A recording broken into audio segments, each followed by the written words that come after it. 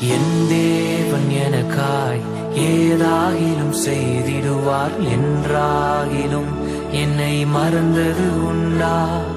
என் தேவன் எனக்காய் ஏதாகிலும் செய்திடுவார் என்றாகிலும் என்னை மறந்தது உண்டா?